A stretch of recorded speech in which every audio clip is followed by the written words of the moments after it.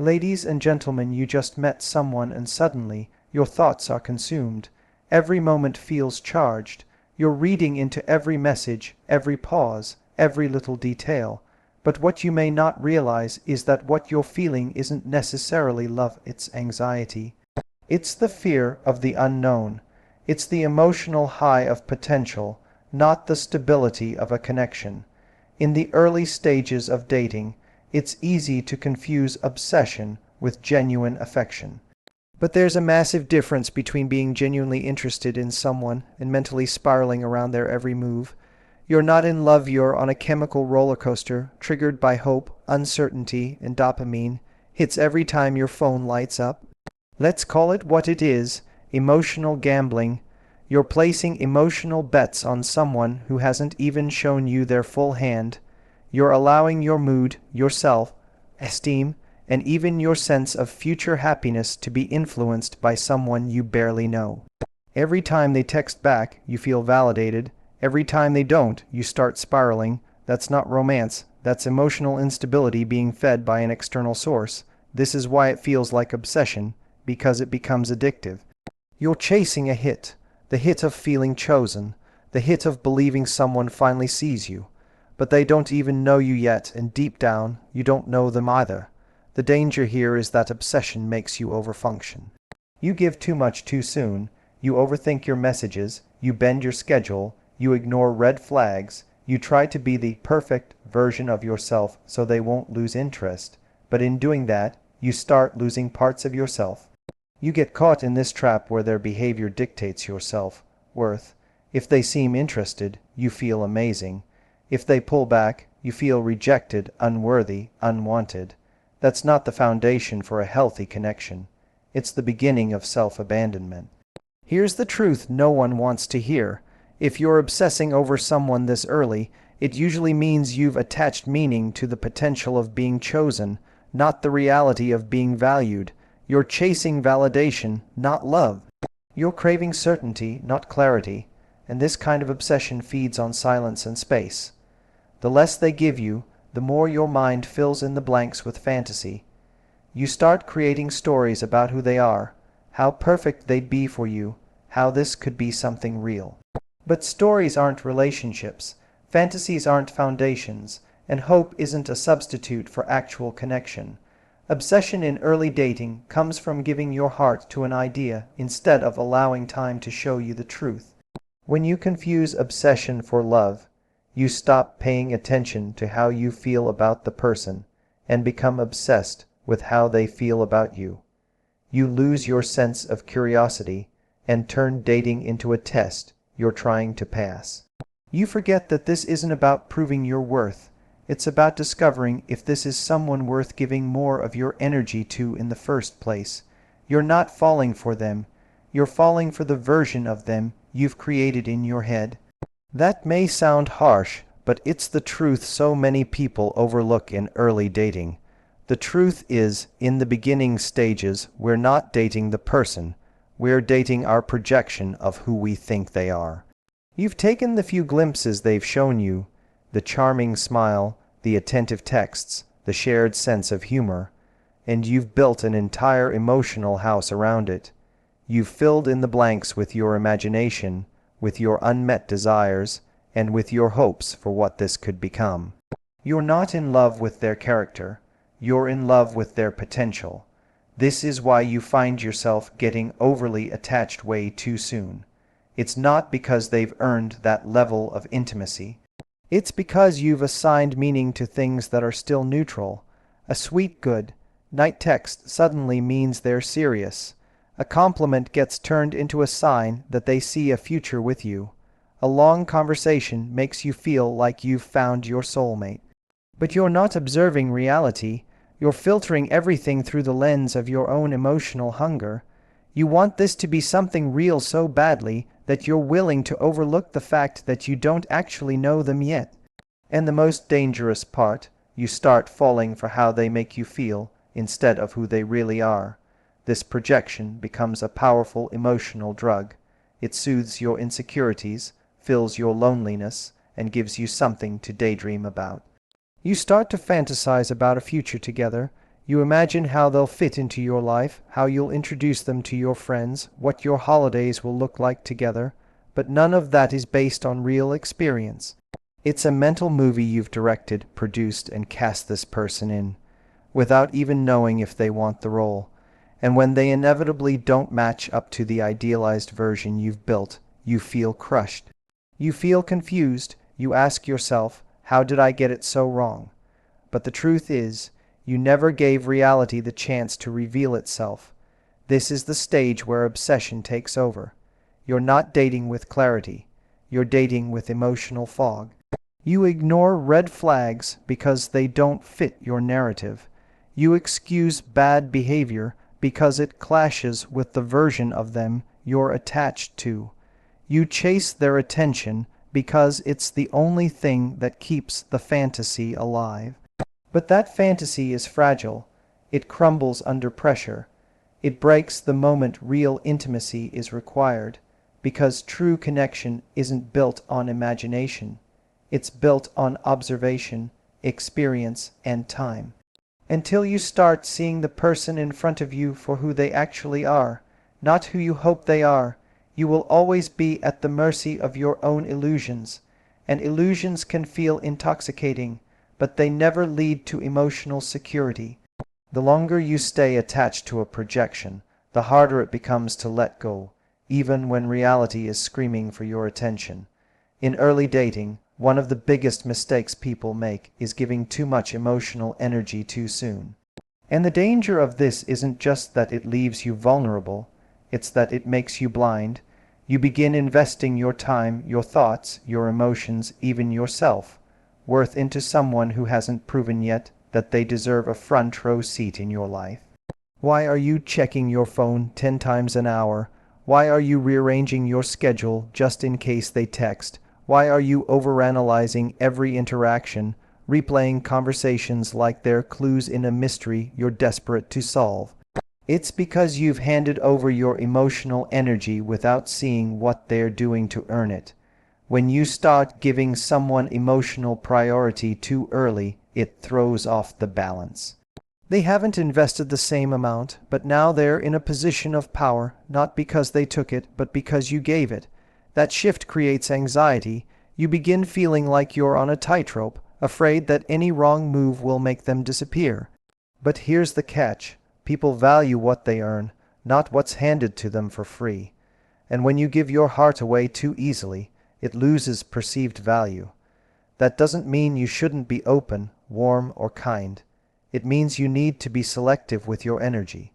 Your energy is not unlimited. You only have so much attention, time, care, emotional labor, and mental space to give. So when you direct all of that towards someone who's still showing up inconsistently, vaguely, or only when it's convenient for them, you are making a choice to prioritize potential over proof. That's not romantic, that's risky. Especially in the beginning, you should be watching more than you're speaking, observing more than you're assuming. Are they respectful? Do they make time for you? Do they follow through? Are they consistent? Or are they only present when they need an ego boost? Too many people mistake early interest for commitment, but someone being interested in you does not mean they are emotionally invested in you, and someone flirting with you doesn't mean they're ready to build anything real. It's not cold to wait and see how someone shows up over time.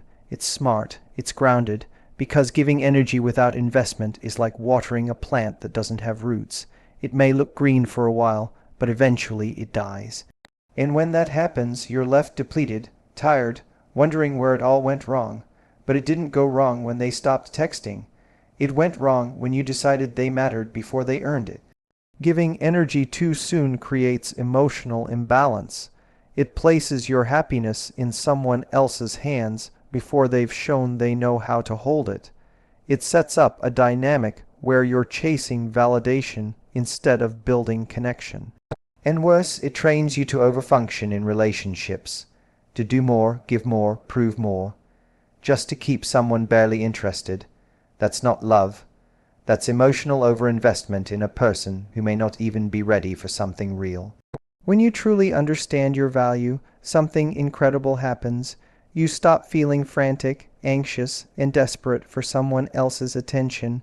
You stop chasing replies, stop obsessing over mixed signals, and stop wondering what you did wrong every time someone pulls away.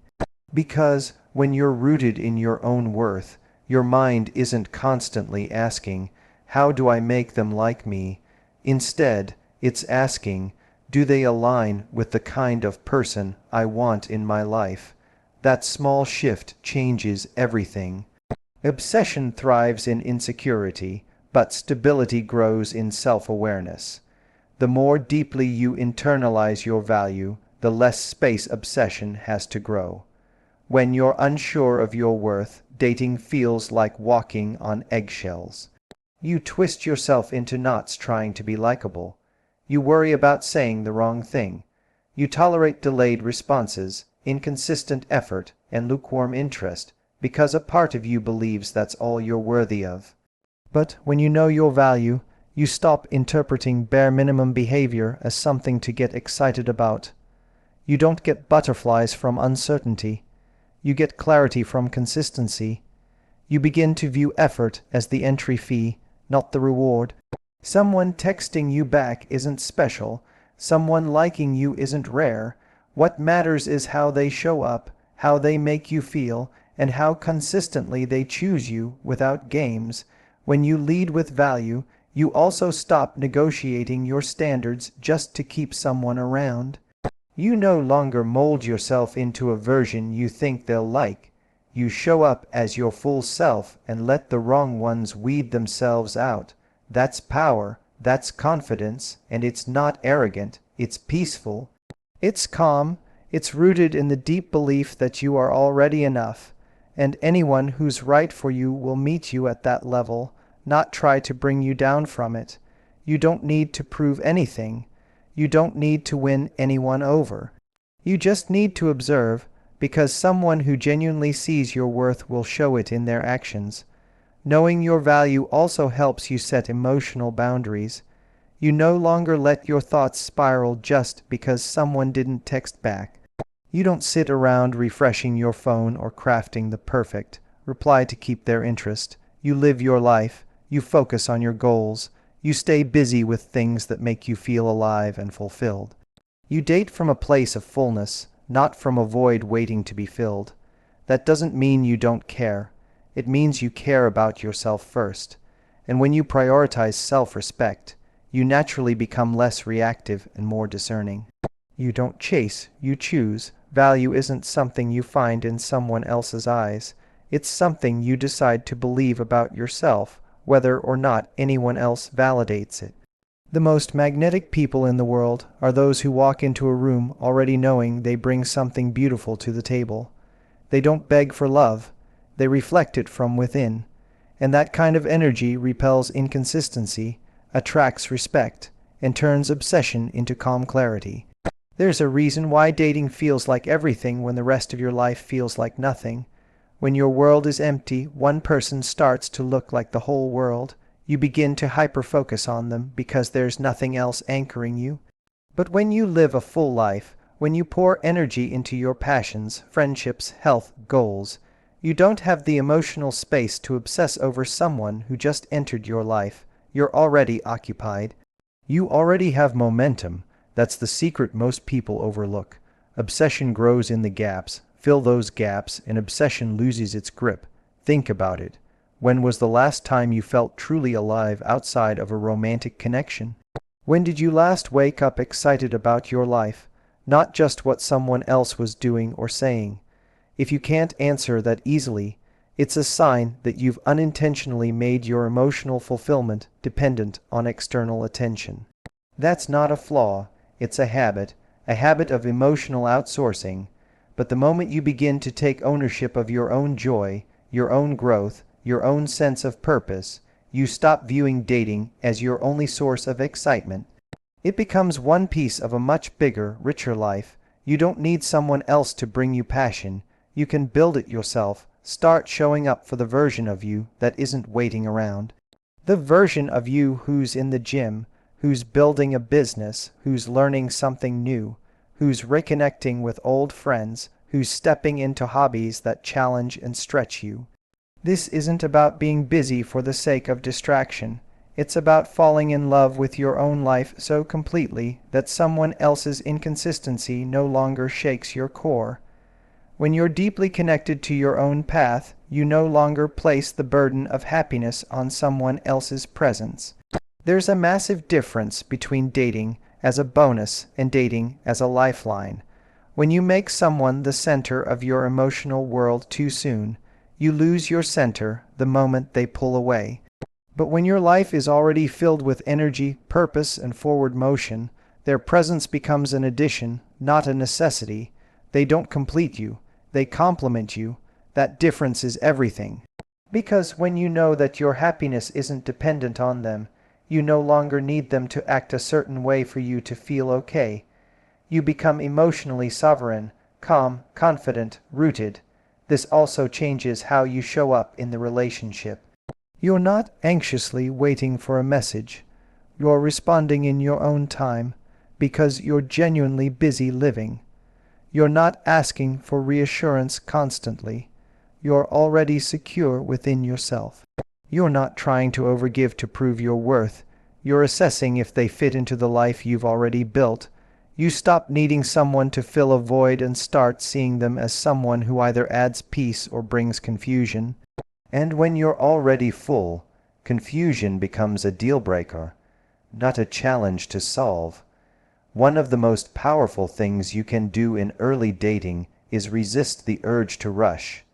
But that's hard when your emotions are already sprinting.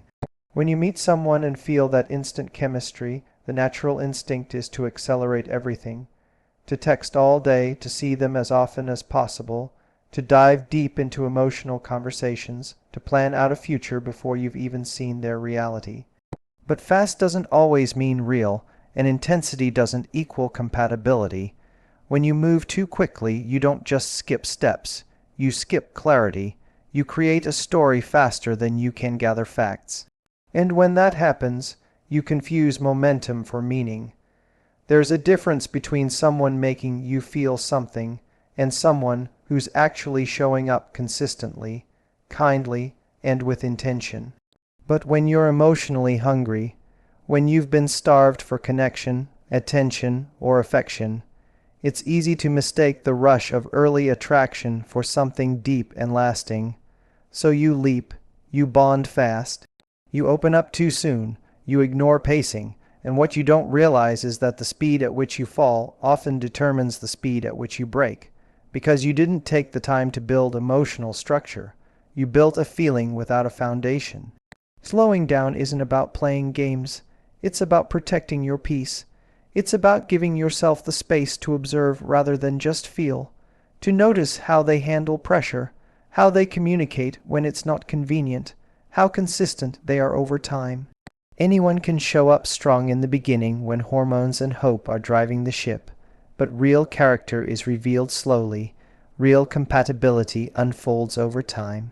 And when you slow down, you get to see things with eyes wide open, instead of being swept up in a fantasy that you created too quickly to question. Time is your ally, not your enemy. It filters out the ones who are only in it for the chase. It reveals red flags you would have missed in a whirlwind. It exposes patterns that only emerge when the newness wears off. And it forces you to check in with yourself. Are you being authentic? Are you showing up grounded or from a place of fear? Are you genuinely getting to know this person, or are you addicted to how they make you feel? Slowing down allows room for those questions to breathe, because the right person will not only be okay with your pace, they'll respect it. In fact, the people who want to move too fast are often the ones trying to avoid being truly seen. Let them reveal themselves through consistency, not charisma. Let the connection build like a fire, not from a spark that burns out overnight, but from embers that are fed with steady effort. Let time be the test, let space be your filter, because when you rush, you override your intuition, you ignore your gut, you get attached to a version of someone you haven't even confirmed is real. But when you move slowly, you give yourself permission to stay in control of your emotional investment. You allow yourself to date with curiosity instead of desperation, and you remain in your power, not their hand.